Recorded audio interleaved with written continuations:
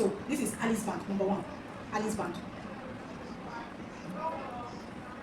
Number 2, you will need crinoline. Crinoline, crinoline, crinoline. As you can see, I have different colors of them, meaning that you can use any color. Because if you people wearing red, you see them with either a red fascinator or a black or any color of their choice in their head. And then you will need this gum.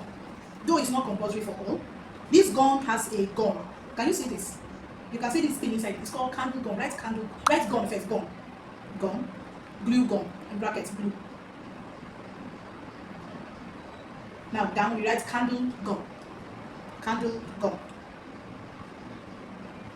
And then you will also have this UHN gum. Now there are some things that this gum can do and this one, meaning that when there is no light, you can't use this gum.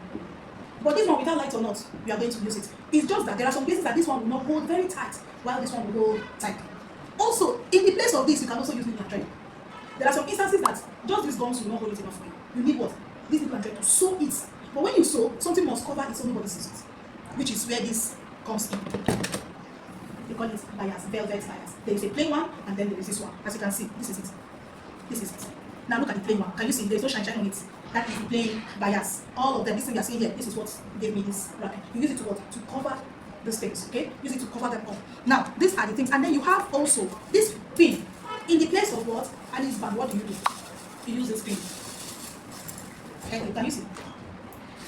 So, most of the times, you realize that in place of this one, instead of it to stay on your head like this, you can make this fascinator and then do what? Put this under it without this one. It will be there, and then they'll just see you clip something on your head. They're not seeing the Alice band, they're only seeing whatever it is on your head. Because this one is what? The clip that will hold it on your head. Now, this is called boning. Write it like boning. Boning. Now, this boning, you see these things I did here? This is the only thing that can bend like that. Can you see? It gives you that what? The bending. In all of this fascinator, it gives you the bending. This is the thing that created this circle that you are seeing here. Without it, I can't create a circle. I can only look for option, but maybe it may not bend and stand. As you can see, if you bend it instantly, it does not rumple. It cannot squeeze. So that is where this boning comes into play. And then you have this cap. Have you seen some people in the church? Have you noticed that you see them with a cap like this? There may be something on it, like this. You will see something. This is the cap. Now, there are different types of this cap. There's the one you create by yourself. It's called molding. You have not gotten to that stage, so I brought this visible one. This one is ready-made. It's not, they did not mold it. It's like a plastic that they put inside. But this one that they call molding, the one that will create it by yourself to give you this shape. That means you need materials, you need a liquid. By the time you finish, you try it under this one, it will not stand and become firm. Now, this is called a cap. And then, you see women regularly with feathers on their head, in their fascinators. This is regular. It's also a design that is to be used for fascinator making. And now, this tape is the measurement of everything. If this thing I want to use to wrap it, I need to measure. And you are making this thing, the measurement you are getting there is different. If you are making 100 of this fascinator, you don't need to every time measure it. Meaning that you are doing the same thing all over, isn't it? Meaning that you have measured the same bowl, you have measured everything. So you are going to measure, even this bowl, you measure it. Measure everything, the length, then you start folding. So that if you are repeating that same fascinator, what do? You have gotten the measurement and kept. You don't need to every time measure, you just cut. You just go like 36 and cut it. I'm cutting that inches and then I'm using it. And now these are also designs. These designs can be used in such places. It can be used in such places. This thing is a design. So they are called is the design and use, as you can see. All these things are sold differently. It is you that will turn it into one to give you a particular design. So basically, you also need a net. You see some people, they cover fascinator. What do you see? There is a net on their face. Can you see? Some is on their head, like this, as you can see. While some have one that just covers their face like this. All those things are what? It's nets. It's net. Okay? So these are the things you're going to use. These are the types, right? Net. Types of, can write rose. This is called a rose. This particular one is called a rose. Right, rose. Items. Yes. And this is velvet bias. Just like bias, there is velvet and then there is plain. So bias, like okay, BIAS. Velvet bias. You stand for it. So I'm trying to remember again. What have I not mentioned here? Have you written this wire? Okay, this is also the wire. This wire. I'm trying to think. What did this wire do for me? Here.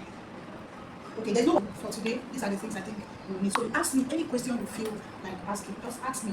Feel free to talk. For today, other people who have indicated interest are going to come. But it's advantage that you're the only one, so you're getting all this one-on-one information. As if nobody is drawing the attention, you're getting it. So look at these items again. Feel free. Ask me their names. Ask me what they can do.